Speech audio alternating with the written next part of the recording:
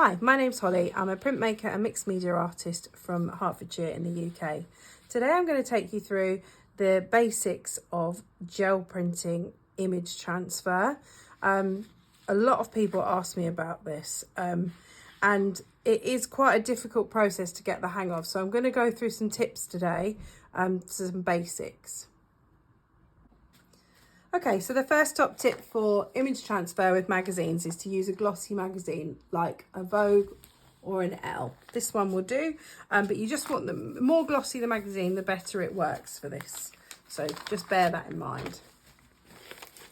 Okay, then you want a high contrast image from the magazine. So I'm going to choose this one. You can see there's a lot of light and dark areas on that. So hopefully it should work. And you want to make sure that your plate is completely clean.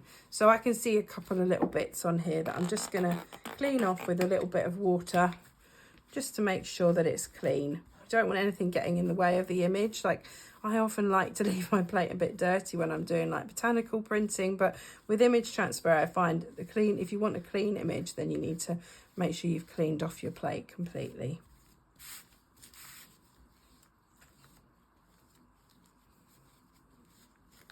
And I'm just using water and a bit of kitchen towel here. You can use wipes, or if you really want to clean it, then you can use baby oil as well. So when you're happy you've done that, what you need is a heavy body paint. So I tend to use this paint from the range in the UK. It's called Art Studio Premium, but any heavy body paint will work. This is Payne's Grey, so we'll just spread that onto the plate. Again, as I always say with gel printing, you really don't need very much paint, so don't put too much paint on. And you're just going to spread that in a really thin layer across your plate.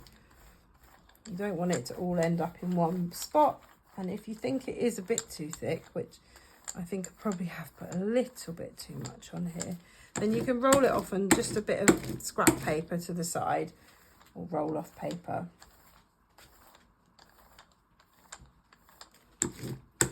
You just want to go in smooth, gentle movements across the plate in whichever direction to just remove paint. And the more that you put your roller across the plate, the more paint it will remove. So if you kept going, it would just remove all the paint. So don't do that. Okay, so then you want your image. You just want to place it down onto the plate, face down, and just don't press too hard with it. So what you want to do is just very lightly press down on the plate. And you just want to make sure that all of the air bubbles have come out. So you don't want any air bubbles on the plate or on the magazine image. And just don't press too hard. If you press too hard, then you'll end up meaning that you pull when you pull it up, it will literally push all of the paint onto the magazine image, and that's not what you want. Okay. So when you're happy that you've done that, you can pull your image up and see what's happened.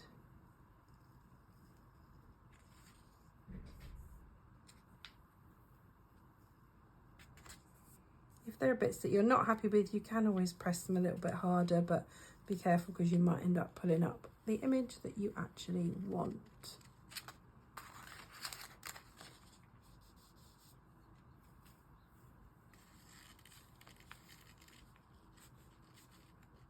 There we go, that seems to have worked quite well. Okay, and then if there are parts on the image that you don't want, if you want to be a bit more perfectionist, you can rub bits off. So I don't really want this little bit up here because that's not really part of my image. And I think there's a few other little globs that I don't really want on here. But you don't have to, you can leave it. Like some people like it to be a bit more imperfect. But I'm just going to clean off a couple of these will just be where there were air bubbles on your plate. Okay.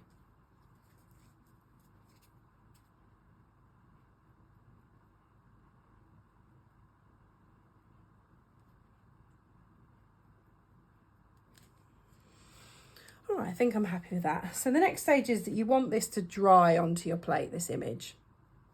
So the quickest way to do that is to just literally use your heat gun if you're impatient like me, and just dry it off onto the plate. You should be able to tell when it's dry because it will be like the glossy bits will not be glossy anymore, so you should be able to tell. If you don't have a heat gun, you can use a hairdryer on a low setting, but just don't hold it over your plate for too long, or on a high setting. You don't want to melt your plate.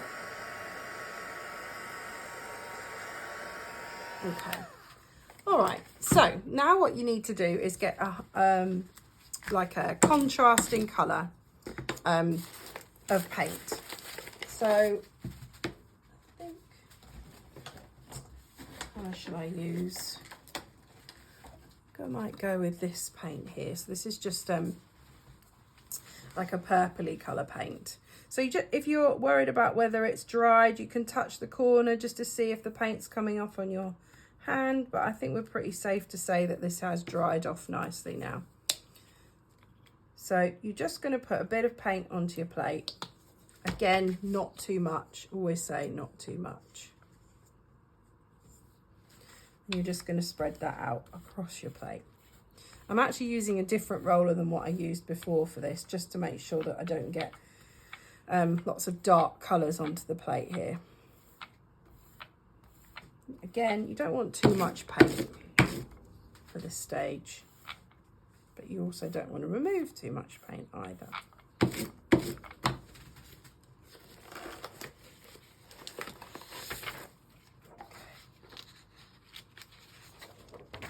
And then you just want to place your paper down onto the plate like this and smooth it out.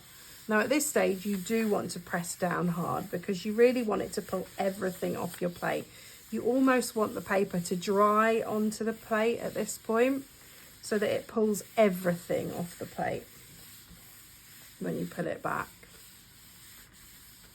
And I'm just using copier paper here, but you can use like a thicker card. It does tend to make it a little bit easier. But when you're practicing and you're making lots of errors, I would say don't go through too much expensive paper or card.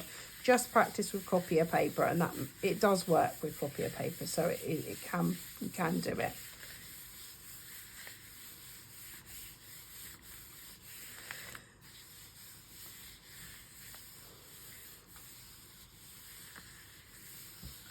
Now, you can check the corners at this stage, and what you want to see is that it's pulling everything off your plate and leaving your plate clean.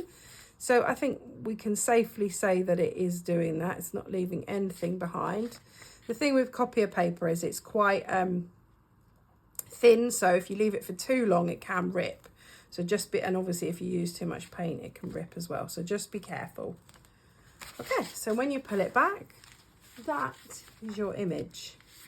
I hope you get a chance to have a go with this. My biggest tip at the end is do not give up, because there's so many times when I've done an image transfer and it's really not come out how I've wanted it to. But honestly, that is the biggest tip. Keep trying different amounts of paint, different magazines, different paper. All of these things can make so much difference. So yeah, just don't give up. And if you like this video, please like, please subscribe and comment. I'd love to hear from you. Thanks, bye.